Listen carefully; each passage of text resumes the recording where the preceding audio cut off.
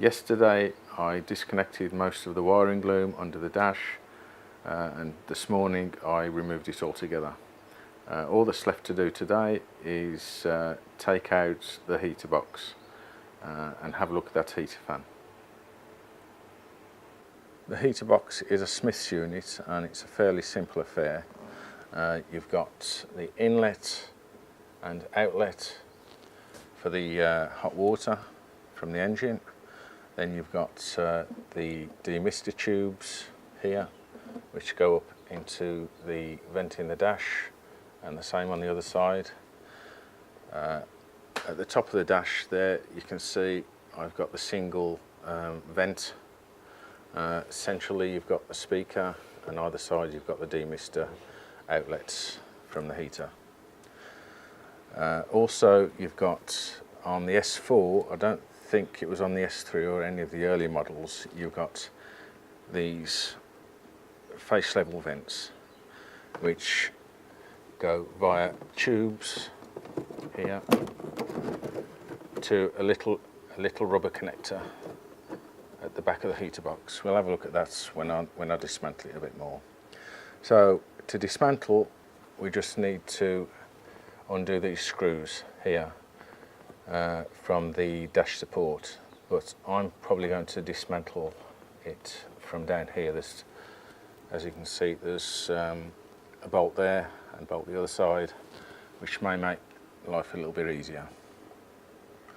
Also, you've got a seal here. I expected it to be rubber, but actually it's foam that connects the plenum.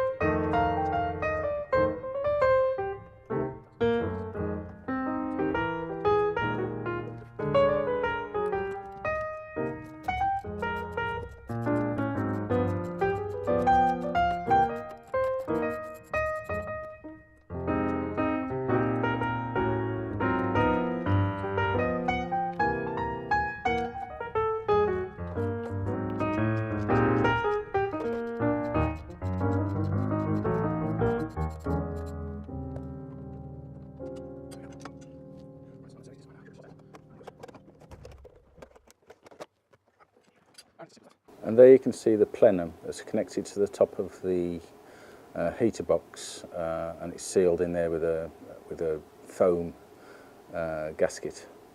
And of course that's connected to the grill in front of the windscreen, so you get cool air forced in, and that's the only thing that feeds the face level vents. If you switch over onto the fan, then the fan will take over. You can also switch to get the heat through, and that will take over from the forced air that's coming in from the grill. And here we have it. The heater's box has been removed from the car now. I've disconnected all of the pipes and drained it. Yes, don't forget there's fluid in there before you tip it up inside the car like I've just done. Never mind. So we're looking at the heater box from the back now, and it's the right way up. So here you have the connectors to the face level vents, which go to the side of the car, right and left. On the top, as I said, here's the foam seal that fits up against the plenum, and then you have an inlet and an outlet for the hot water from the engine. At the side you have the vents that lets hot air, or cold air for that matter, depending on the settings on the switch, into the cabin. One on the right, one on the left. Okay, so, and underneath, well, at the top, let's have a look at the fan. It's spinning okay, but it's been disconnected. You see here, because I know the switch is damaged and one of the terminals has broken off, which I showed you yesterday. Now the question is that because the switch is damaged, or it was due to some problem with the fan motor? I'm going to investigate that a bit later on. Right, I thought I'd give the fan a quick test. So I've connected up the earth, which the wire in this case is white for some reason. Anyway, the fan's got 2 speeds, so this is 1. See if it works. Yes, it does. Let's try the other one.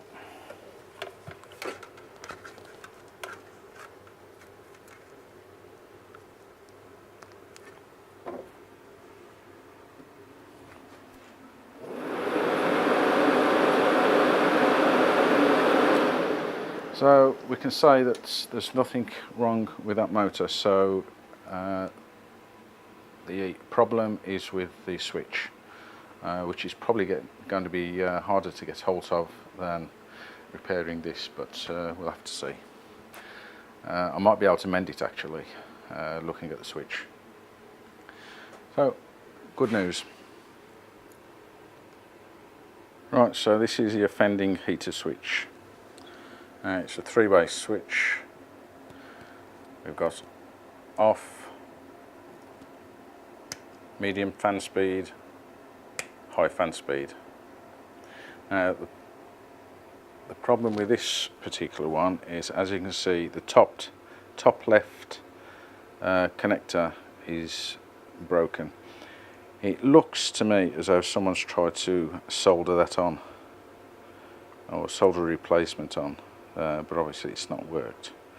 So yeah, we've got a 1-speed fan by the look of it.